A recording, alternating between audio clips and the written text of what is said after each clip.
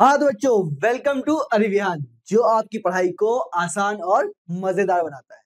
और मैं सूरज सिंह चंद्रौल, आपका बायोलॉजी टीचर, आज आपका स्वागत करता हूं हमारी हाफ ईयरली की सीरीज में, जहां पे हमने 2 वीडियोस बनाई। एक जो आपके 1 मार्क्स क्वेश्चन को टैकल करती है, जिससे आप आसानी से आपके मैच द कॉलम कह सकते हैं, fill in the blanks, multiple choice questions और ट्रू फॉल्स को अटेंड कर सकते हो, अपने आप को प्रैक्टिस कर सकते हो।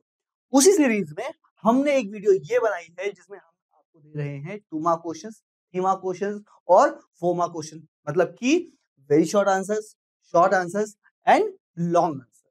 ठीक है, मतलब कि हम चाहते हैं आपकी पूरी की पूरी पढ़ाई कुछ क्वेश्चंस में सिमट जाए, जिससे आप आसानी से इस चीज को रिवाइज कर सकें। बेसिकली कुछ भी नहीं, एक तरीके से ये पास्ट ईयर के क्वेश्चंस, रिवीजन और प्रैक्टिस की खिचड़ी है भाई। ये जो सवाल हम आपको दे रहे हैं, ये कुछ भी नहीं, क्या है, खिचड़ी है। और बस इतने से ही हो जाएगा, इतना ही काफी है, परेशान होने की जरूरत नहीं है। आपकी पूरी तैयारी इसमें हो जाएगी अगर आपने इन सवालों को ठीक से किया तो। पर इन सवालों को आप पत्थर की लकीर नहीं समझें कि सर ने बोला था कि इतना ही आएगा मतलब इतना ही आएगा। उसके इर्द गिर्द सवाल घूम सकता है। जैसे कि हम सबसे पहले पढ़ेंगे सेक्सुअल रिप्रोडक्शन फ्लावरिंग प्लांट। अगर सवाल ने ये पूछ लिया है कि एपोमिक्सिस क्या होता है, पर क्या इसका मतलब यही होने वाला है? मैंने पढ़ाया है कि एपोमिक्सिस क्या होता है तो वही आएगा? नहीं, हो सकता है वो आपसे उससे जुड़ा हुआ सवाल क्या पूछ ले, एपोमिक्टिक सीड क्या होता है? ठीक है? साथ ही साथ ये भी मान के चलेंगे कि अगर मैंने उसको 2 मार्क में पढ़ाया है, तो उसमें इतना आप वेटेज लेके चलो कि अगर ये 3 मार्क्स में आ गया तो कितनी लाइन्स और बढ़ानी पड़ेगी, 4 मार्क्स आ गया तो कितना अपने को लेना पड़ेगा। वो सारी चीज़ें मैं आपको बताता हुआ चलूँगा, क्योंकि मैंने जो आंसर्स टॉपर से लिखवाए हैं आपके लिए, वो थोड़े से बड़े लिखवाए हैं। इस बात को ध्यान रखिए, हल्के से बड़े हैं। क्यों? क्योंकि आपको मैं मटेरियल देना चाहता हूँ कि अगर वो 2 मार्क में आ गया तो आप इतना लिख देना, काफ़ी हो जाएगा। पर अगर 3 मार्क में आ गया तो भी आपको तैयार होना पड़ेगा। वो मटेरियल उसमें है, तो आपको परेशान होने की बिल्कुल ज़रूरत नहीं होगी। ठीक है बेटा जी? चलिए, हम इस सीरीज़ को शुरू करते हैं और सबसे पहले अपना पहला चैप्टर लेते हैं, और वो क्या है? जो कि है हमारा sexual reproduction in flowering plant. ठीक है? जिसमें हम किसके बारे में बात करते हैं? फ्लावर्स के ऊपर बात करते हैं। ठीक है बेटा जी? चलिए, शुरू करते हैं। तो अब इसमें पहले क्या करेंगे, 2 मार्क क्वेश्चन देखेंगे, फिर 3 मार्क क्वेश्चन और फिर 4 मार्क क्वेश्चन। 2 मार्क क्वेश्चन कौन से होते हैं? Very short answer question. 3 mark question कौन से? Short answer question. और 4 मार्क क्वेश्चंस लॉन्ग आंसर। एक बात और याद रखेंगे, वैसे मैंने डायग्राम्स वाले सवाल यहाँ पे ज़्यादा लिए हैं वैसे तो, पर उनको बनाया नहीं। पर अगर आप कोशिश करना, जिस जिस सवाल में अगर रिक्वायरमेंट हो, सवाल ने बोला है, नहीं बोला है, इससे फ़र्क नहीं पड़ता। अगर आप बना सकते हो, तो जितनी जल्दी हो सके उसको बना देना। क्योंकि अगर आप डायग्राम के बेसिस पे उसको रिफ्लेक्ट करोगे तो बहुत आसान हो जाता है। ठीक है बेटा जी? चलिए, बढ़ते हैं अपने 2 मार्क क्वेश्चन पे। तो ये वो 2 सवाल हैं अपन जो 2 मार्क क्वेश्चन में अपन डिस्कस करेंगे। ठीक है? चलो, देखो पहला सवाल अपन देखते हैं। पहला सवाल क्या बोल रहा है? What is false fruit? False fruit क्या होता है? ये अपने नाम से ही बता रहा है कि वो कौन है। क्या? अपने नाम से बता रहा है कि भाई नकली है। क्या है? फॉल्स है, मतलब कि नकली है। कैसे बनते हैं? जनरली बेटा जी, जो ओवरी होती है, वो फ्रूट में कन्वर्ट होती है। किसमें कन्वर्ट होती है? फ्रूट में कन्वर्ट होती है। कौन? ओवरी। मतलब कि ओवरी अगर फ्रूट में कन्वर्ट होती है तो उसको हम बोलते हैं ट्रू फ्रूट्स। और कई सारे ओवरी के दोस्त हैं जो ये बोलते हैं नहीं भाई यार, तुम अकेले पूरा जज्बा क्यों उठाओगे, हम भी आपकी मदद करते हैं। मतलब कि इफ अदर देन, जब अदर देन ओवरी हेल्प करती है, ऐसी कंडीशन से बनने वाले फ्रूट को हम क्या बोलते हैं? फॉल्स फ्रूट बोलते हैं। क्या बोलते हैं? फॉल्स फ्रूट बोलते हैं। कुछ एग्जांपल्स देख लो। एक एग्जांपल इसका बहुत फेमस एग्जांपल है एप्पल, एक है कैश्यू। इन दोनों में ही थैलेमस, कौन? थैलेमस हेल्प करने लगता है किसमें? फ्रूट के फॉर्मेशन। बट एक और है जिसको हम बोलते हैं स्ट्रॉबेरी। कौन? स्ट्रॉबेरी। इसमें इंट्यूगमेंट हेल्प करता है। कौन हेल्प करता है? इंटीग्रेंट हेल्प करता है। तो ये था आपका सवाल और ये है उसका मॉडल आंसर।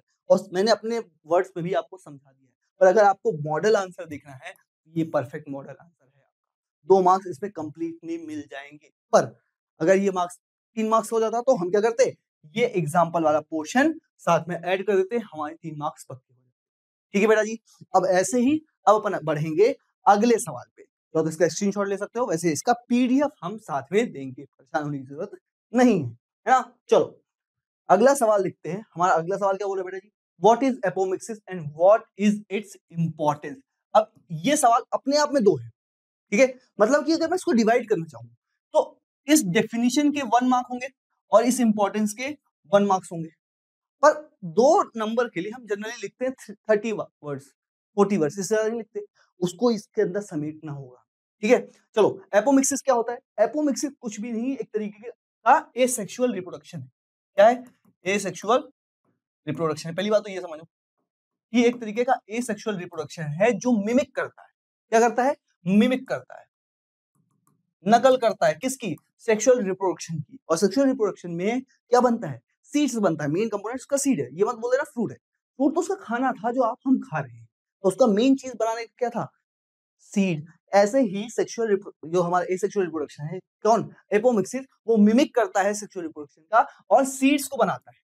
किसको बनाता है? सीड्स को। इसीलिए हम कहते हैं कि process of asexual reproduction of seeds, asexual reproduction से जब सीड्स बनते हैं विदाउट फर्टिलाइजेशन, उसको हम क्या बोलते हैं? एपोमिक्सिस बोलते हैं। और इससे जो सीड्स बनते हैं उन्हें हम बोलते हैं apomictic seed.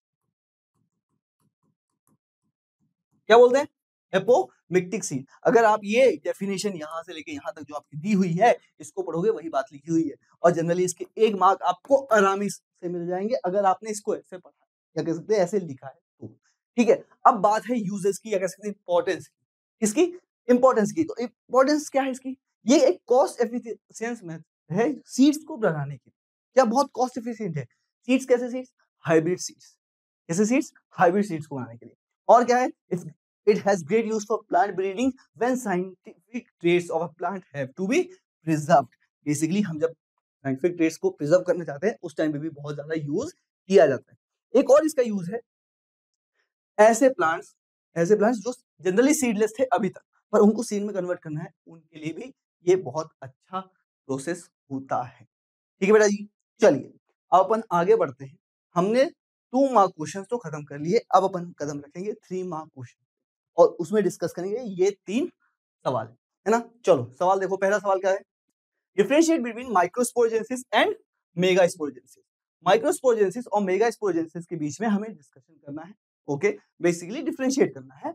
Which type of cell division occurs during these events? Name the structure formed at end of these 2 events. Basically इसमें 3 सवाल, एक सवाल के अंदर ही 3 सवाल, तो जितना छोटा लिख सकते हो उतना लिख सकते हो। जब उसने बोल दिया कि डिफरेंशिएट कर दो माइक्रोस्पोरेजेंसिस और मेगास्पोरेजेंसिस के बीच में, मतलब एक नंबर के लिए हमें करना है। दूसरा सवाल क्या है? Which type of cell division occurs during these events? एक सवाल ये है, 1 मार्क का ये होगा। Name the structure formed at the end of these 2 events, ये है। ठीक है, अब माइक्रोस्पोरेजेंसिस क्या है? माइक्रोस्पोरेजेंसिस है basically process of formation of pollen grains. इसके बनने से पहले इसको हम बोलते हैं माइक्रोस्पोर। क्या बोलते हैं? माइक्रोस्पोर बोलते हैं।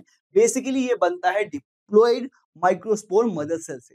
डिप्लॉइड माइक्रोस्पोर मदर सेल्स के अंदर मियोटिक डिवीजन होता है जिससे बनते हैं माइक्रोस्पोर टेट्राड, और उस टेट्राड से बनते हैं 4 पोलन ग्रेन्स।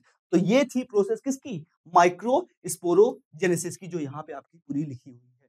ठीक है बेटा जी, अगर अपन आगे बढ़ते हैं और थोड़ा सा डिस्कशन पहले अपन कर लेते हैं मेगास्पोरोजेनेसिस पे, तो आपको ये समझ में आएगा कि मेगास्पोरोजेनेसिस क्या है। प्रोसेस है बनने की, क्या? आपके मेगास्पोर्स की, जिनको हम और क्या बोल सकते हैं? इसको और क्या बोला जा सकता है? बेसिकली आपका एग सेल, ओव्यूल बोला जा सकता है ना? क्या बोला जा सकता है? ओव्यूल। अगर आपको बात याद हो तो ओव्यूल के अंदर क्या? ओव्यूल के अंदर ही आपका एम्ब्रियो सैक होता है। क्या होता है? एम्ब्रियो सैक होता है, उसके अंदर आपकी एग सेल सिचुएटेड होती है। ये बात ध्यान रखिए। और ये बनते कैसे? ये बनते हैं मियोटिक डिवीजन। इनमें क्या होता है? मियोटिक डिवीजन दोनों में, जैसे मान लेते हैं माइक्रोस्पोर मदर सेल जो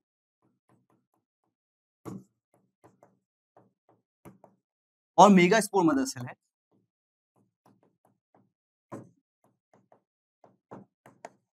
ये दोनों ही 2n कंडीशन वाली हैं। कैसी हैं? 2n कंडीशन वाली है। पर इनसे जो गैमीट बनने वाला है वो कैसा होगा? n होगा। मतलब कि इनमें डिवीजन कौन सा होने वाला है? Meiosis division. कौन सा डिवीजन होगा? मियोसिस डिवीजन होने वाला। तीसरा सवाल क्या था? तीसरा सवाल ये था कि इनके एंड पे बनने क्या वाला है? इनके एंड पे पहले बनने वाला है इसमें माइक्रोस्पोरोजेंसिस में, इसमें आपका क्या बनेगा, mail gametophyte. Basically mail gametophyte कौन होता है हमारा,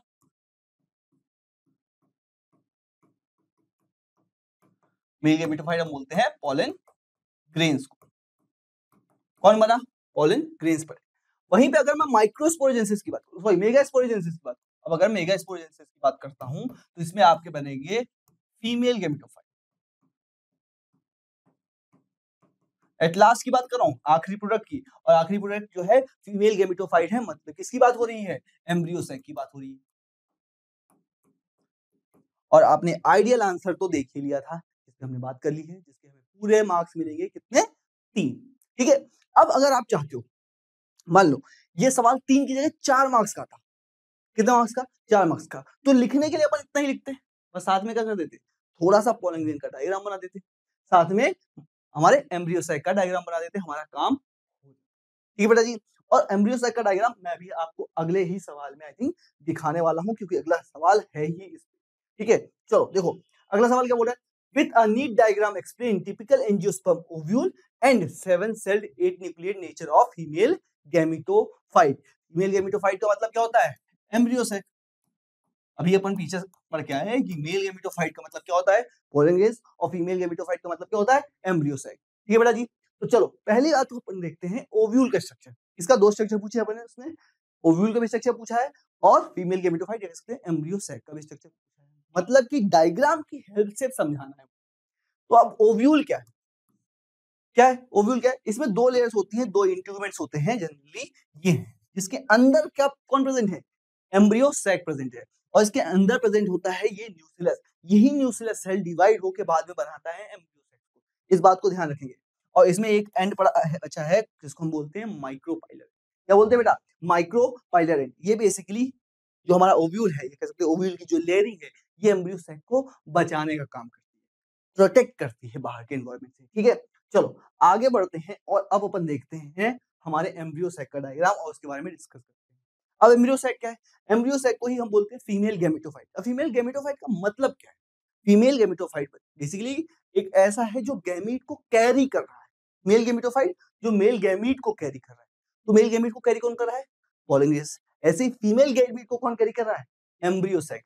इसमें 2 एंड हैं, यहाँ पे एंटीपोडल्स हैं, इस एंड को बोलते हैं चैलेजल एंड, और इसको हम बोलते हैं माइक्रोपाइलर एंड। और याद रखना माइक्रोपाइलर एंड पे ही प्रेजेंट होता है हमारा फिलिफॉर्म एपरेटस। और अंदर इसके अंदर एक अगर आपने बात देखी होगी तो कहा इसने 7 सेल 8 न्यूक्लिएट कंडीशन। ये क्यों कहा, क्योंकि अंदर 7 सेल्स हैं पर न्यूक्लियस कितने हैं, 8 हैं। देखो ऊपर देखो 3 एंटीपोडल सेल्स, कितनी, 3 एंटीपोडल सेल्स, तीनों की कंडीशन है। बीच में पोलर न्यूक्लियाई है, न्यूक्लियस को पोलर न्यूक्लियाई बोल रहे हैं, पर जो सेल इसको कैरी कर रही है उसको हम बोलते हैं सेंट्रल सेल। क्या बोलते हैं, सेंट्रल सेल। और इसके पास अगर 2 न्यूक्लियाई है तो कंडीशन क्या हो गई, 2n हो गई। और माइक्रोपाइलर एंड पे टोटल 3 सेल्स प्रेजेंट है। एक सेल का नाम है एग सेल, क्या नाम है, एग सेल, और एक सेल की कंडीशन क्या होगी, एन। और बाकी 2 सेल्स का नाम क्या है, सिनर्जिस, और ये भी है तो 2 पर कंडीशन क्या है इनकी, एन है। अगर आप यहाँ पे गिनोगे तो 1 2 3 4 5 6 7 सेल्स कितनी हुई, 7 हुई।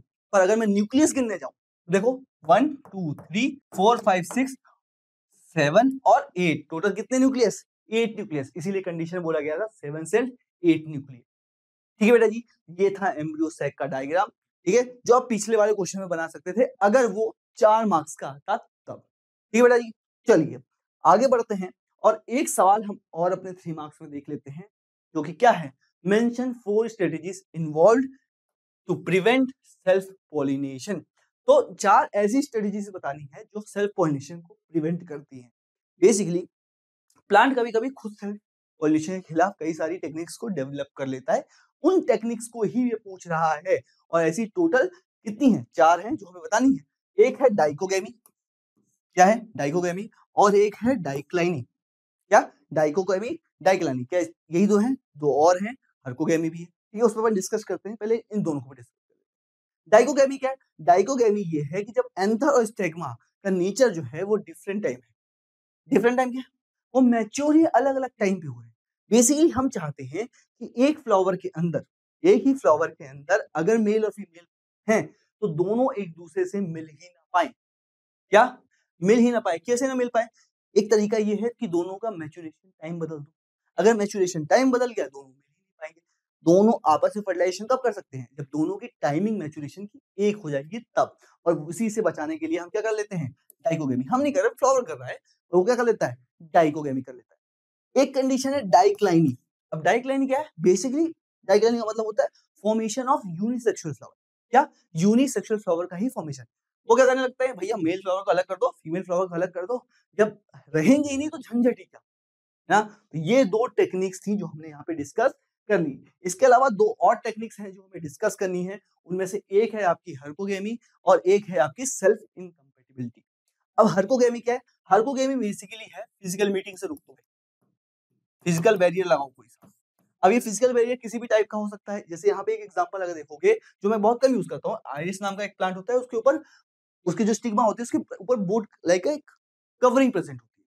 पर इससे बेटर एग्जांपल ये है दूसरे फ्लावर्स का जिनमें स्टिग्मा की जो लेंथ है वो बड़ी होती है कंपेयर टू एंथर। मतलब एंथर कभी स्टिग्मा तक पहुंच ही नहीं सकता। और उससे क्या होगा? उससे ये होगा कि अगर एंथर स्टिग्मा तक पहुंच ही नहीं सकता तो वो पॉलिनेशन करेगा कैसे? देखो ये कंडीशन ऐसी हो सकती है कि ये है हमारा स्टिग्मा और ये है हमारा एंथर। अगर ये यहाँ ऊपर तक पहुंच ही नहीं सकता तो कैसे पॉलिनेशन करेगा?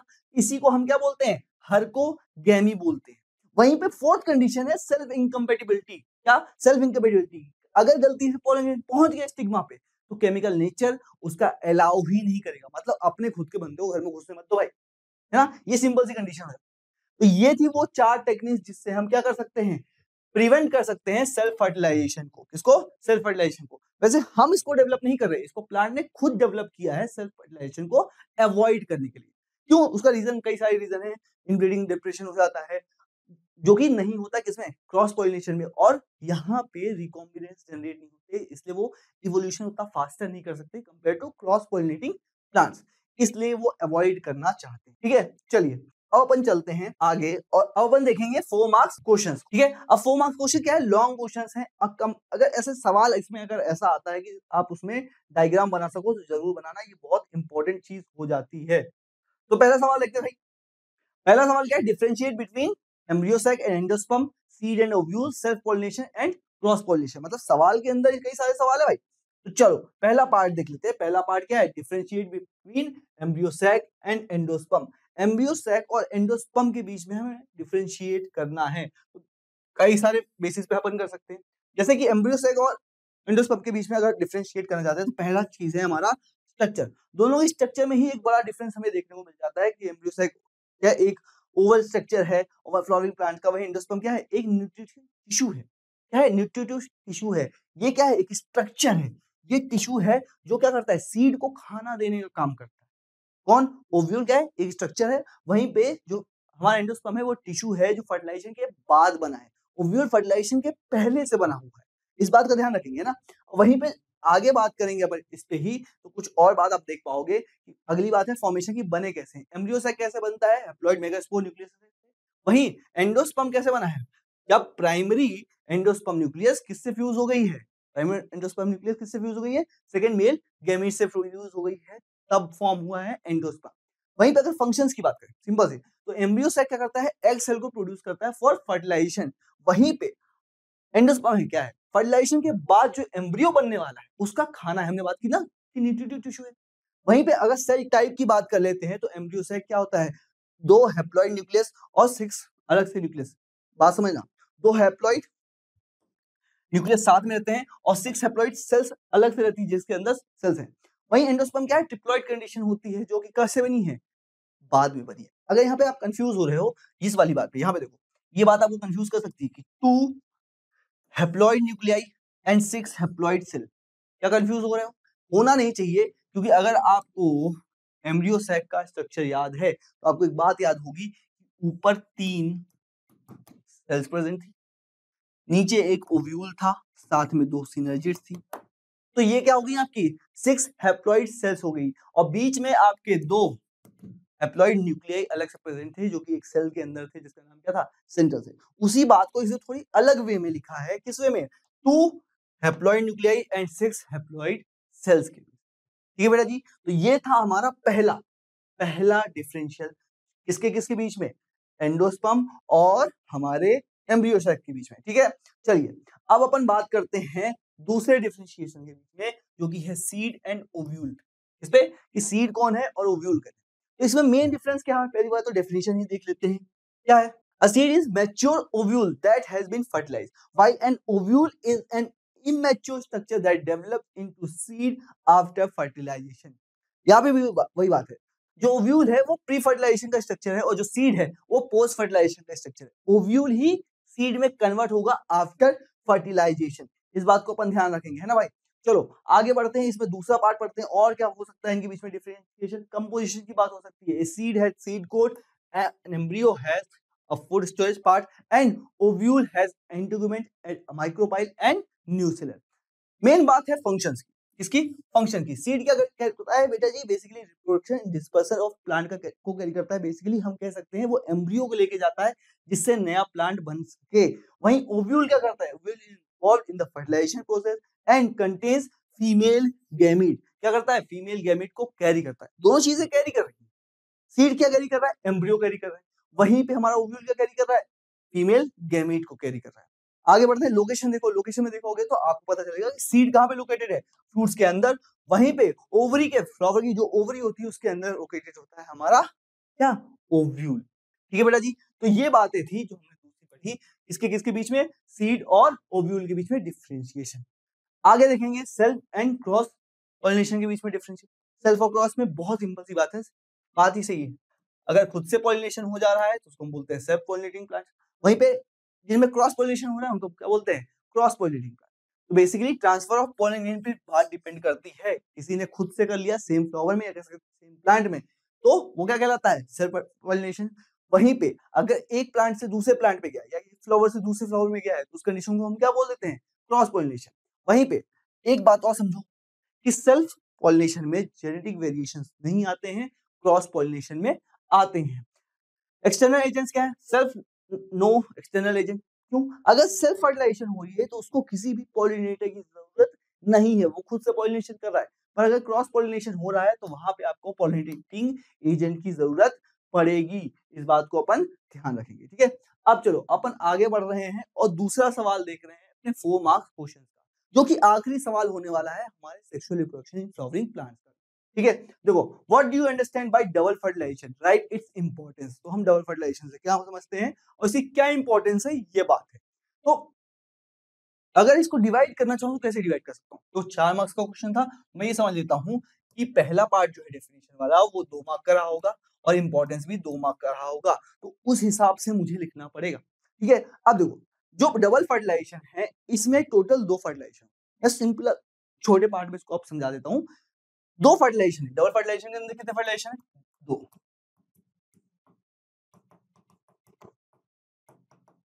एक को हम बोलते हैं सिनगेमी, एक को हम बोलते हैं ट्रिपल फ्यूजन। एक को हम क्या बोलते हैं, सिनगेमी, एक को बोलते हैं हम ट्रिपल फ्यूजन। सिनगेमी में बेसिकली मेल गैमीट,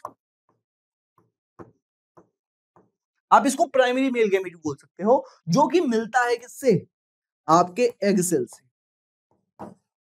किससे, एग सेल से। वहीं ट्रिपल फ्यूजन में जो सेकेंडरी मेल गैमीट है, क्योंकि अगर आपको ये पता हो कि जो पोलन ट्यूब में एंट्री होती है हमारे इसके गैमीट्स की, उसमें 2 मेल गैमीट आते हैं, मतलब कि एक पोलन ग्रेन के अंदर 2 मेल गैमीट होते हैं जो दोनों ट्रेवल करते हैं।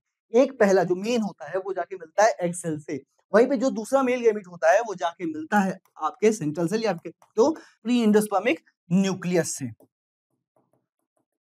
ठीक है, अब यहां से एक बात समझो कि जो मेल गैमीट और प्राइमरी मेल गैमीट है जो एग सेल से मिला है वो जाके बनाएगा जाइगोट, जो कि बाद में कन्वर्ट होगा किसमें, एम्ब्रियो में। और जो सेकंड मेल गैमीट है जो सेंट्रल सेल या कह सकते हैं पोलर न्यूक्लियाई से मिले हैं वो बनाएंगे बाद में एंडोस्पर्म।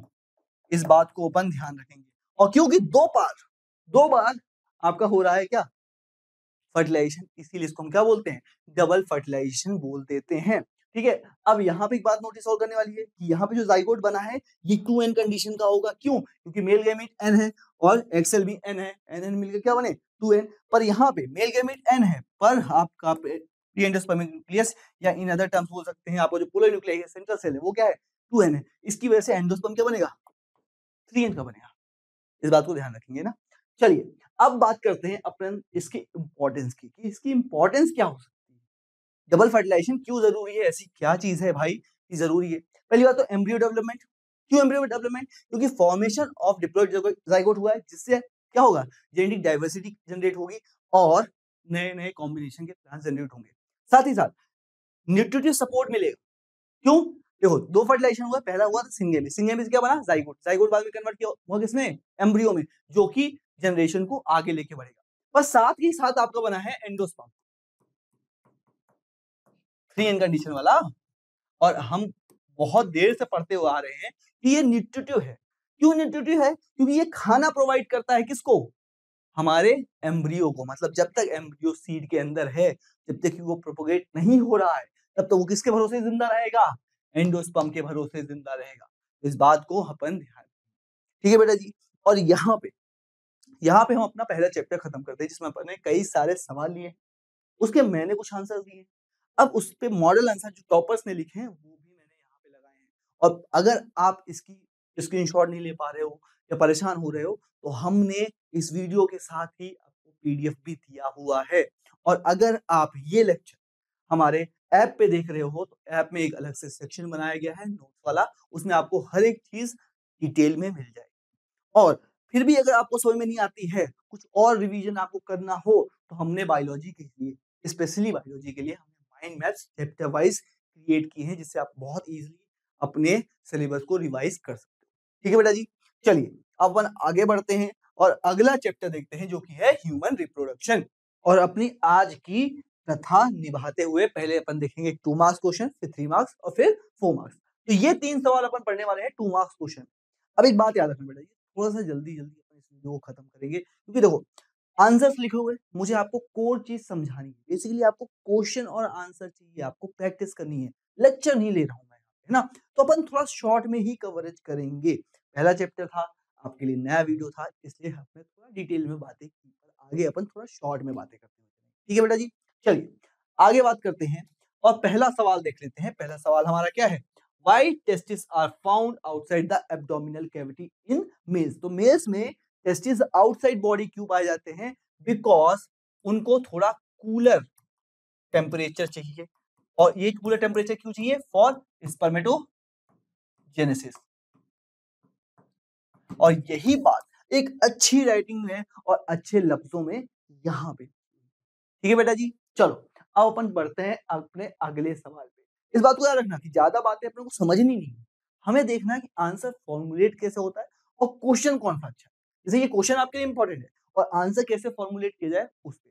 अब जैसे कि इसमें कई सारी बातें हम और लिख सकते हैं। बाहर इसलिए प्रेजेंट है क्योंकि 2 से 3 डिग्री सेंटीग्रेड कम टेम्परेचर चाहिए होता है स्पर्मेटोजेनेसिस को।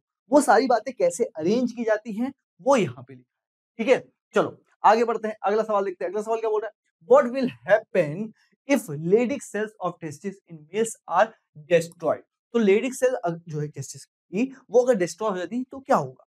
तो लेडिक सेल्स जो है इनका ही दूसरा नाम है इंटरस्टिशियल सेल। और ऐसा इनको क्यों बोलते हैं? क्योंकि ये इंटरस्टिशियल स्पेस में प्रेजेंट होती है। और इंटरस्टिशियल स्पेस क्या होती है? दो सेमिनिफेस ट्यूब्यूल्स के बीच की जो जगह है उसको हम बोलते हैं इंटरस्टिशियल स्पेस। और वहां पे पाई जाने वाली सेल्स को हम क्या बोलते हैं? इंटरस्टिशियल सेल्स या फिर बोल सकते हैं लेडिक सेल। अब ये रिस्पॉन्सिबल होती है एंड्रोजेंस के प्रोडक्शन के लिए। इसके लिए एंड्रोजेंस के प्रोडक्शन के लिए। और एंड्रोजन इन अदर टर्म बोल सकते हैं टेस्टोस्टेरोन। मतलब कि अगर ये डिस्ट्रॉय हो गई हैं तो बॉडी में मेल हार्मोन्स बनना बंद हो जाएंगे, बेसिकली स्पर्मेटोजेनेसिस भी रुक जाएगी, इवन सेकेंडरी सेक्सुअल कैरेक्टर्स भी नहीं दिखेंगे। पर अगर ये एडोलेसेंस से पहले हुआ है तो, अगर एडोलेसेंस के बाद हुआ है तो सेकेंडरी कैरेक्टर्स तो रहेंगे ही ना जो आ चुके हैं ऑलरेडी। ठीक है बेटा जी। चलो अगले सवाल में पढ़ते हैं। भाई अगला सवाल देखो हमारा क्या बोल रहा है, डिफाइन स्पर्मियोजेनेसिस एंड स्पर्मिएशन। तो बेसिकली दो प्रोसेस पे बात कर रहा है। एक प्रोसेस का नाम है स्पर्मियोजेनेसिस और एक प्रोसेस का नाम है स्पर्मिएशन। अब यहाँ पे कंफ्यूज मत होना, यहाँ पे स्पर्मियोजेनेसिस पहले दिया हुआ है, बाद में दिया हुआ है स्पर्मिएशन। पर जनरली स्पर्मिएशन पहले होती है, बाद में होती है स्पर्मियोजेनेसिस। स्पर्मिएशन क्या होती है? बेसिकली सर्टोली सेल से। किससे? सर्टोली सेल से। जब सेल हमारे स्पर्म्स अलग निकलते हैं, मतलब बेसिकली मैच्योर हो रहे होते हैं पहली बार जब, उसको हम बोलते हैं स्पर्मिएशन। उस प्रोसेस को क्या बोलते हैं? स्पर्मिएशन। मतलब कि मैच्योर स्पर्म्स का सर्टोली सेल से अलग होना क्या कहलाता है? स्पर्मिएशन। वहीं पे स्पर्मियोजेनेसिस क्या होते हैं? ये फाइनल स्टेज होती है जब हमारे स्पर्मेटिड्स जो है एक मॉर्फोलॉजिकल चेंज के थ्रू गुजरते हैं और फाइनली कहलाते हैं स्पर्मसेस। उस प्रोसेस को हम क्या बोलते हैं? स्पर्मियोजेनेसिस बोलते हैं। क्या बोलते हैं? स्पर्मियोजेनेसिस बोलते हैं। ठीक है बेटा जी, तो यहाँ पे कंफ्यूज होने की जरूरत बिल्कुल भी नहीं। आगे बढ़ते हैं। अगला सवाल देखो भाई, अगला सवाल हमारा क्या बोल रहा है? अब अपन देखेंगे 3 मार्क क्वेश्चन। अगला सवाल है हमारे 3 मार्क्स क्वेश्चंस के। देखो, name the hormones involved in regulation of spermatogenesis. Basically spermatogenesis में कौन से हार्मोन इन्वॉल्वड है उस पे बात करनी है। अभी कई तरीके के हार्मोन्स हो सकते हैं। बेसिकली आपके हाइपोथैलेमिक हार्मोन्स हो सकते हैं, आपके पिट्यूटरी हार्मोन्स हो सकते हैं और आपके टेस्टिकुलर हार्मोन्स भी हो सकते हैं। अब देखो यहाँ पे वैसे सवाल 3 मार्क्स का है ना? तो हम चाहे तो सिर्फ हार्मोन्स के नाम लिख के ही बच सकते हैं। लेकिन अगर यही सवाल 4 मार्क्स के लिए पूछ ले तो हम उसकी थोड़ी-थोड़ी बातें भी डिस्कस कर देंगे। देखो, हाइपोथैलेमिक हार्मोन्स में सबसे पहले आपको देखने को मिलेगा जीएनआरएच, जिसका नाम क्या है? Gonadotropin releasing hormone. वहीं पे पिट्यूटरी हार्मोन में आपको देखने को मिलेंगे 2 हार्मोन, एक है एफएसएच और एक है एलएच। एफएसएच का फुल फॉर्म क्या होता है? फॉलिकुलर स्टिमुलेटिंग हार्मोन, और एलएच का फुल फॉर्म होता है ल्यूटेनाइजिंग हार्मोन। हमारा एफएसएच रिस्पांसिबल है सर्टोली सेल्स को, इसको सर्टोली सेल्स को स्टिमुलेट करने के लिए, जो क्या करती हैं? स्पर्म सेल्स को नरिशमेंट प्रोवाइड करती हैं। वहीं एलएच रिस्पांसिबल है किसके लिए? ये रिस्पांसिबल है लेटिक सेल के लिए, जिसको भी अपने पीछे देखा किस नाम से? इंटरस्टिशियल सेल्स के नाम से भी देखा था, है ना? तो वो उससे क्या कराता है? उसको ट्रिगर करता है टेस्टोस्टेरोन, जो कि प्रोडक्शन करता है किसका? टेस्टोस्टेरोन का। जिससे वो किसमें हेल्प होती है? इससे हेल्प होती है स्पर्मेटोजेनेसिस से। अब क्योंकि लेडिक सेल कहाँ प्रेजेंट है? टेस्टिस के अंदर, इसीलिए हम देख कहेंगे टेस्टिकुलर हार्मोन में एक हार्मोन है जो, इसका नाम क्या है? टेस्टोस्टेरोन। और ये टेस्टोस्टेरोन बेसिकली स्पर्म के मैच्योरेशन के लिए रिस्पांसिबल है, जरूरी है ना? अब क्या सिर्फ इतने ही है? नहीं, हमारी टेस्टिस से और भी हार्मोन्स रिलीज होते हैं। एक है इनहिबिन। क्या है? इनहिबिन, जो कि सर्टोली सेल्स को प्रोड्यूस करने में प्रोवाइड करता है। ठीक है बेटा जी, तो ये हमने हार्मोन देखे 3 जगह से। कहाँ-कहाँ से? हाइपोथैलेमस से देखा, हमने पिट्यूटरी ग्लैंड से देखा और टेस्टिकुलर हार्मोन्स को भी। ठीक है, चलिए आगे बढ़ते हैं और एक और सवाल लेते हैं। अगला सवाल देखो क्या बोल रहे हैं? What is menstrual cycle, which hormones regulate menstrual cycle. तो बेसिकली मेंस्ट्रुअल साइकिल भी बतानी है और कौन से हार्मोन इस बात को रेगुलेट करते हैं ये भी बतानी है। अब यहाँ पे एक बात समझते हुए चलना बेटा जी, कि ये अपने आप में 3 मार्क्स का आ सकता है और ये भी अपने आप में 3 मार्क्स का आ सकता है। यहाँ पे साथ में आए हैं, पर अपने आप में 3 मार्क्स के आ रहे हैं तो आंसर जो लिखा है, जैसे ये वाली बात है, ये मेंस्ट्रुअल साइकिल का आंसर लिखा हुआ है। ये 3 मार्क्स के लिए, इसके लिए बात है। अगर 3 मार्क्स में ये पूरी बात लिख दोगे तो भी कोई परेशानी नहीं होगी। पर अगर साथ में आता है, कम मार्क्स के लिए आता है, तो सिर्फ डेफिनिशन लिखो कि मेंस्ट्रुअल साइकिल क्या होती है? एक साइकिल चेंज होती है फीमेल रिप्रोडक्टिव साइकिल में, जिसमें हमेशा ओवेरियन और यूट्राइन चेंजेस होते रहते हैं, जिसमें एक बार ओव्यूल रिलीज होता है। ठीक है? और अगर वो ओव्यूल फर्टिलाइज नहीं होता है तो मेंसेस होती है, बेसिकली क्योंकि यूट्राइन जो चेंजेस हैं वो टूटते हैं और ब्लड के फ्लो से बाहर आ जाते हैं। ठीक है? तो इस बात को ध्यान रखेंगे। पर अगर यही बात 3 मार्क्स के लिए होती तो हम इसके फेजेस भी लिख देते हैं, और इसमें कितने टोटल फेजेस हैं? मेंस्ट्रुअल फेज है, फॉलिकुलर फेज है, ओव्यूलेशन फेज है और एट लास्ट ल्यूटियल फेज, या कह सकते हैं सिक्रेटरी फेज इसमें देखने को मिलता है। तो ये पहला पार्ट था। ठीक है? अगर अगले पार्ट पे चलूँ, जो अगला पार्ट हमारा क्या है? जो बोल रहा है कि हार्मोन्स, कौन से हार्मोन्स रेगुलेट करते हैं? तो कुछ हार्मोन्स अभी जो अपन ने पिछले क्वेश्चन में पढ़े उससे बिल्कुल सेम है। जैसे देखो, हाइपोथैलेमिक हार्मोन जिसमें जीएनआरएच है, ठीक है? वहाँ पे वो यही काम कर रहा था, यहाँ पे भी यही काम कर रहा है। साथ ही साथ पिट्यूटरी हार्मोन जिसमें एफएसएच है और इसके साथ एलएच भी है। ये 3 हार्मोन सेम है। दोनों के काम क्या है? बेसिकली दोनों के काम है गैमेटोजेनेसिस के। वहाँ स्पर्मेटोजेनेसिस में हेल्प कर रहे थे, यहाँ oogenesis में हेल्प कर रहे हैं। साथ में रिलीज होते हैं ओवेरियन हार्मोन्स, एस्ट्रोजन और प्रोजेस्टेरोन, जो कि ज्यादा एसेंशियल हैं यूट्राइन की लाइनिंग को बनाने के लिए, साथ ही साथ आपके ओव्यूलेशन के लिए भी, और साथ में अगर प्रेगनेंसी होती है तो उस प्रेगनेंसी को मेंटेन करने के लिए भी रिस्पांसिबल होते हैं ये हार्मोन। ठीक है बेटा जी? चलिए अब अपन आगे बढ़ते हैं और अगला सवाल देख लेते हैं। अगला सवाल क्या बोल रहा है? देखो, draw a label diagram of male and female reproductive system. ये सवाल हो सकता है, बहुत ज्यादा चांसेस है कि आपको अभी हाफ ईयरली में या मोस्ट प्रोबेबली आपके फाइनल एग्जाम में देखने को मिल जाएगा। इससे मिलता जुलता तो पक्का देखने को मिल जाएगा, क्योंकि मेल रिप्रोडक्टिव सिस्टम और फीमेल रिप्रोडक्टिव सिस्टम पे कई बार सवाल आ चुके हैं। मेल रिप्रोडक्टिव सिस्टम जनरली क्या होता है, देखो यूरेटर बना सकते हो, ब्लैडर बना सकते हो। ये दोनों को बनाना इसलिए ज़रूरी है क्योंकि इसके आस-पास से हम ये दिखाते हैं कि वास्ट डिफरेंस गुज़र रही है। साथ ही साथ इसमें 3 हमारी ग्लैंड्स दिखाई ज़रूरी है, प्रोस्टेट ग्लैंड्स, सेमाइनल वेसिकल्स और आपकी एक लास्ट यहाँ पे एक छोटी-सी और होती है जिसको हम बोलते हैं बल्बो यूरेथ्रल। क्या बोलते हैं? Bulbo urethral gland. तो ये 3 आपकी ग्लैंड्स भी दिखाना ज़रूरी हो सकता है। साथ में यूरेथ्रा, एपिडिडमिस और पेनिस अगर आप दिखा देते हो तो ये आपका पूरा कंप्लीट डायग्राम हो जाता है। वहीं अगर फीमेल की टाइप साइड पे चलें तो ओवरी, सर्विक्स, वेजाइना, यूट्रस और फैलोपियन ट्यूब में ही आपका काम हो जाता है। ठीक है? अगर और भी क्वेश्चन आए, भैया या तो मेल बना दो या फीमेल बना दो, तो कंपैरेटिवली मेल के कंपैरेटिवली आपको फीमेल थोड़ा बेटर डायग्राम लगेगा क्योंकि आसान होता है। ठीक है? तो इस बात का ध्यान रखिए। चलिए, अगले सवाल पे देखते हैं भाई। अगला सवाल देखो क्या बोल रहा है? Write two major functions each of testis and ovary. तो ओवरी और टेस्टिस के 2 मेन फंक्शंस लिखने हैं। 2 मेन फंक्शंस क्या-क्या हो सकते हैं? टेस्टिस के और ओवरी के। टेस्टिस जो है रिस्पॉन्सिबल है स्पर्मेटोजेनेसिस के लिए, मतलब कि स्पर्म्स बनाती है। वहीं ओवरी रिस्पॉन्सिबल है किसके लिए? आपके गैमेटोजेनेसिस, जो कि क्या कहलाता है? oogenesis, बेसिकली ओवम या ओवा को बनाने। साथ ही साथ यहाँ पे ये प्रोड्यूस करती है, एंडोक्राइन फंक्शन है इसका, ये प्रोड्यूस करता है टेस्टोस्टेरोन। याद करो लेडीज सेल्स प्रोड्यूस। वहीं यहाँ पे कॉर्पस ल्यूटियम जो बनती है वो बनाती है प्रोजेस्टेरोन और साथ ही साथ ईस्ट्रोजन। तो ये इसका भी हार्मोनल फंक्शन है, इसका भी हार्मोनल फंक्शन है। ये स्पर्म बनाती है, ये क्या बनाती है? ये बनाती है ओवा। ठीक है बेटा जी, तो ये बात याद रखेंगे, ये इंपॉर्टेंट फंक्शन है। और अगर चाहो तो इसको एज अ डिफरेंस भी आप लिख सकते हो। ठीक है? कि कई सवाल आ जाए कि भैया डिफरेंस के फॉर्म में लिख दो, तो आप एज अ डिफरेंस भी लिख सकते हो। अब चलते हैं हम 4 मार्क्स क्वेश्चन पे और देखेंगे 4 सवाल। देखो, इसमें जो पहला सवाल है इसमें 5 पार्ट है। क्या? 5 पार्ट। अब ये 5 पार्ट किसी भी फॉर्म में आ सकते हैं। हो सकता है इसमें से बोल दे भाई कोई से 4 लिख दो, या कोई से नॉर्मली हो सकता है बोल दे ये 3 नहीं, ये 2 ही हैं, इन 2 को 4 मार्क्स से पूछ लिया जाए। मतलब कि 2 मार्क का ये, 2 मार्क का ये। तो बेसिकली इन वर्ड्स को एक्सप्लेन करना है, इनका फंक्शंस बताना है। ठीक है? चलिए आगे देखते हैं, उसके बाद अपन देखेंगे ये दोनों सवाल। चलो पहला सवाल देखते हैं, उसका पहला पार्ट देखते हैं जो कि है कॉर्पस ल्यूटियम। अब कॉर्पस ल्यूटियम क्या होता है? जो आपकी ग्राफियन फॉलिकल्स होती है जिससे ओव्यूलेशन होता है, एलेक्साइज होता है, उससे ओव्यूलेशन होता है। ओव्यूलेशन के बाद जो ग्राफियन फॉलिकल्स होती है वो कन्वर्ट हो जाती है किसमें? कॉर्पस ल्यूटियम में, और as a endocrine gland work करती है और ये रिलीज करती है प्रोजेस्टेरोन को। अभी अपन पीछे पढ़ के आए हैं किसको? प्रोजेस्टेरोन को। और ये प्रोजेस्टेरोन क्यों जरूरी है? ये बेसिकली आपकी एंडोमेट्रियम की लाइनिंग, किसकी? एंडोमेट्रियम, यूट्रस की जो इनर ग्लैंडुलर लेयर होती है उसकी लाइनिंग को मेंटेन करके रखता है। और वो लाइनिंग क्यों जरूरी है? प्रेगनेंसी को मेंटेन करने के लिए। ठीक है? अब अगर आगे बढ़ते हैं अपन, अगला सवाल, अगला पार्ट क्या है हमारा? Endosperm, sorry endometrium. क्या? एंडोमेट्रियम, वही लाइनिंग जो भी इस लाइनिंग की मैं बात कर रहा था, यूट्रस की इनर ग्लैंडुलर लाइनिंग, उसको हम क्या बोलते हैं? एंडोमेट्रियम। मेंस्ट्रुअल साइकिल में यही बनती है और एट द एंड अगर फर्टिलाइजेशन नहीं होता तो यही टूट के ब्लड फ्लो के फॉर्म में बाहर आती है। तो एक बात को याद रखेंगे, ये जो एंडोमेट्रियम है ये रिस्पॉन्सिबल किसके लिए है? प्रेगनेंसी को मेंटेन करने के लिए। किसके लिए? प्रेगनेंसी को मेंटेन करने के लिए। अगर फर्टिलाइजेशन हो रहा है तो इम्प्लांटेशन किसमें होगा?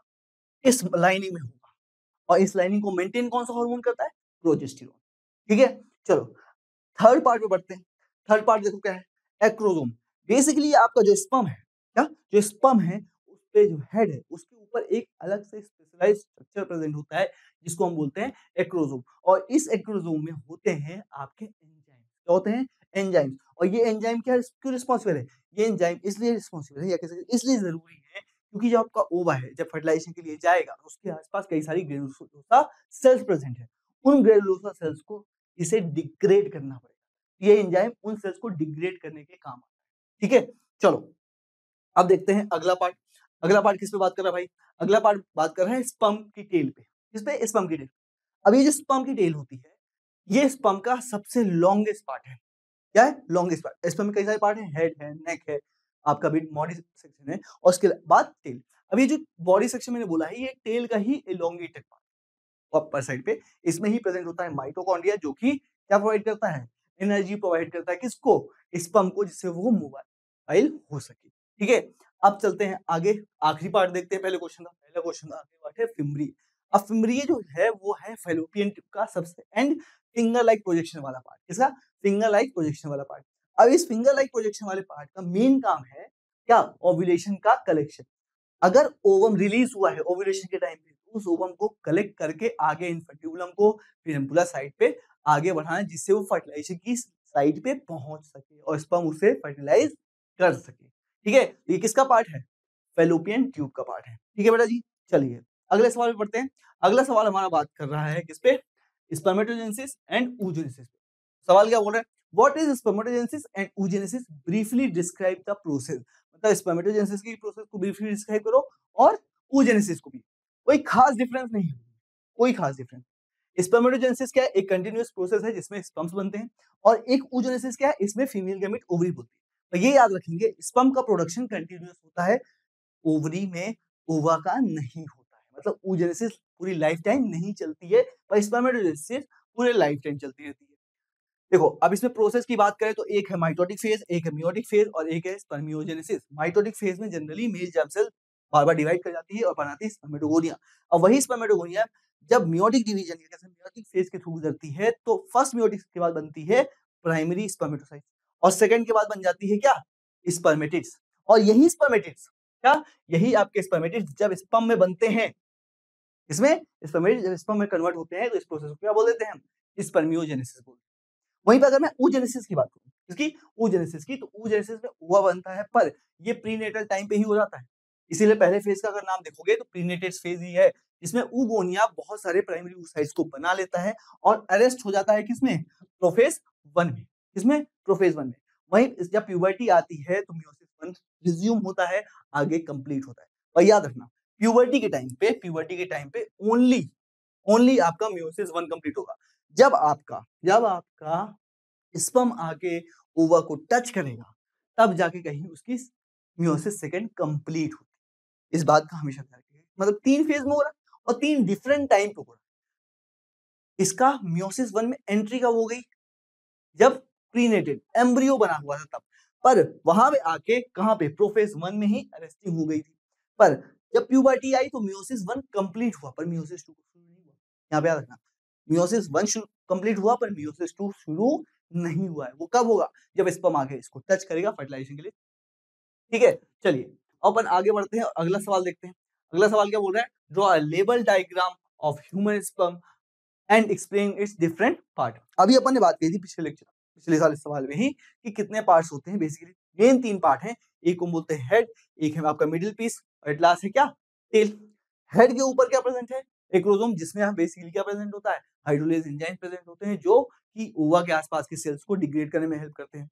हेड में और क्या है, उसका डीएनए प्रेजेंट है, न्यूक्लियस प्रेजेंट है। मिडिल पीस में क्या है, बेसिकली माइटोकॉन्ड्रिया है, जो कि क्या प्रोड्यूस करते हैं, एनर्जी प्रोड्यूस करते हैं उसके मूवमेंट के लिए। वहीं पे जो टेल है, इसको हम फ्लैजिलम भी बोलते हैं। इन अदर वर्ड्स, ये किस लिए रिस्पॉन्सिबल है, it propels it forward towards the egg, उसके मूवमेंट के लिए रिस्पॉन्सिबल होती है।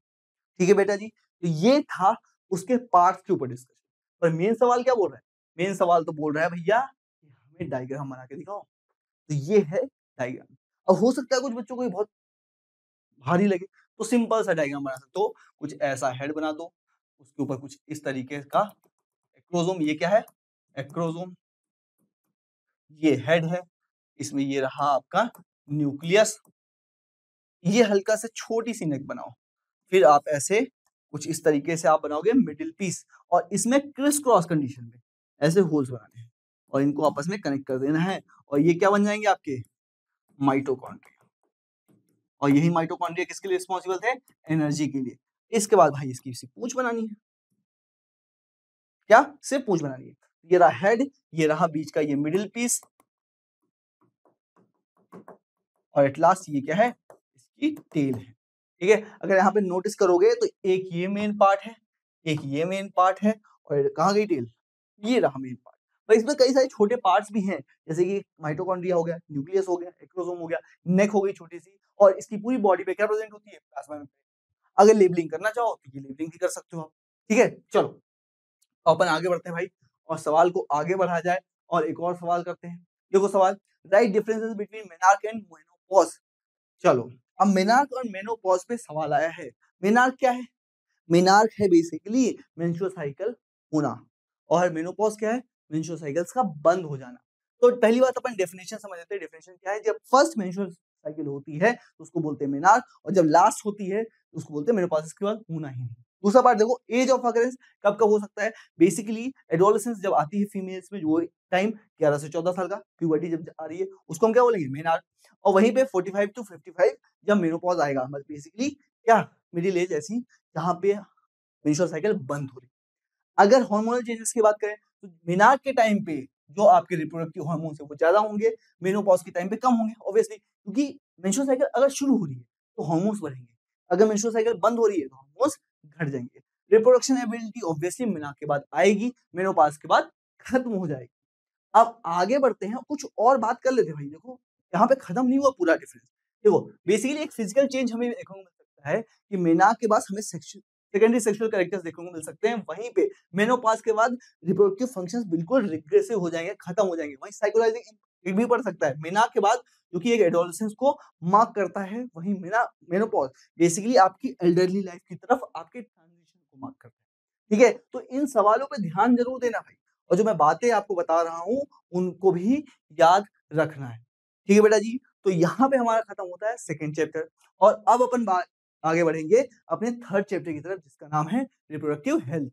और एज यूजुअल देखेंगे सबसे पहले 2 मार्क्स क्वेश्चन पे। तो ये वो 3 सवाल है जो अपन 2 मार्क्स क्वेश्चन के अंदर पढ़ने वाले भाई, है ना। तो चलो देखो पहला सवाल, write the name of 2 STDs which are spread through infected blood. सिर्फ एसटीडीज का नाम नहीं पूछा है भाई, हमसे पूछा गया है ऐसे एसटीडीज बताओ जो इन्फेक्टेड ब्लड के थ्रू क्या हो, ट्रांसफर हो सकते हो एक बॉडी से दूसरी। और वो दोनों कौन है, एक तो आपका AIDS सबसे खतरनाक, और दूसरा आपका हेपेटाइटिस बी। और एड्स का फुल फॉर्म क्या होता है भाई, एक्वायर्ड इम्यूनो डिफिशियंसी सिंड्रोम। ठीक है, चलो अब अपन आगे बढ़े भाई, ज्यादा बात करने की तो थी नहीं इसमें। अगला देखो, अगला सवाल क्या बोल रहा है, what is the process for surgical sterilization in males and females call. तो मेल्स और फीमेल्स में जो सर्जिकल स्टेरिलाइजेशन उसको हम क्या बोलते हैं। पहली बात, जो मेल में है, मेल में हम जनरली कट करते हैं वॉस डिफरेंस को, किसको, वॉस डिफरेंस को। और वहीं पे फीमेल्स में हम कट करते हैं फैलोपियन ट्यूब को। और हम इन्हीं दोनों क्यों कट रहे कर रहे हैं भाई साहब, क्योंकि रीजन ये है कि वास डिफरेंस कैरी करता है स्पर्म को, और हम स्पर्म को ट्रेवल करने देना नहीं चाहते आगे, है ना। वहीं पे फीमेल में फैलोपियन ट्यूब कैरी करती है किसको, ओवम को, और हम ये नहीं चाहते कि फर्टिलाइजेशन के लिए ओवम जाए। तो अगर हमने मेल में वास डिफरेंस को कट करके टाई कर दिया है तो स्पर्म ट्रेवल नहीं कर पाएगा आगे, मतलब इजैकुलेशन में स्पर्म होगा ही नहीं। और इसीलिए इस प्रोसेस को हम बोलते हैं वेसेक्टोमी, वी वी। ठीक है, अब फीमेल में अगर ये हुई है, ये स्टेरिलाइजेशन अगर अपन ने किसमें की है, फीमेल में की है, तो हम फैलोपियन ट्यूब कट करेंगे। और अगर अपन फैलोपियन ट्यूब को कट कर रहे हैं तो जो साइट है फर्टिलाइजेशन की, वहां तक कभी भी ओवम पहुंचेगा नहीं, मतलब स्पर्म आए भी तो कोई मतलब नहीं है कि वहां पे क्या है, ओवम तो गया ही नहीं, कोई मतलब ही नहीं है। तो अब क्योंकि टी से याद रखना, ट्यूबेक्टोमी, प्रोसेस का नाम क्या है, ट्यूबेक्टोमी, और मेल में प्रोसेस का नाम क्या है, वेसेक्टोमी। ठीक है बेटा जी, चलिए आगे बढ़ते हैं। अगला सवाल देखो भाई, अगला सवाल क्या बोल रहा है, what is test tube baby. तो टेस्ट ट्यूब बेबी क्या होता है, इस पे सवाल है। टेस्ट ट्यूब बेबी प्रोग्राम कुछ भी नहीं बेटा जी, जनरली हमने ये प्रोग्राम उनके लिए किया है जो कि इनफर्टाइल कपल है, किसी भी रीजन से, वेरियस नंबर ऑफ रीजन हो सकते हैं। कोई बॉडी, किसी की बॉडी बेसिकली इम्प्लांटेशन नहीं कर सकती, किसी की बॉडी इस काम या कर सकते हैं, वो प्रोड्यूस ही नहीं कर सकती, कई सारे वेरियस रीजन हैं।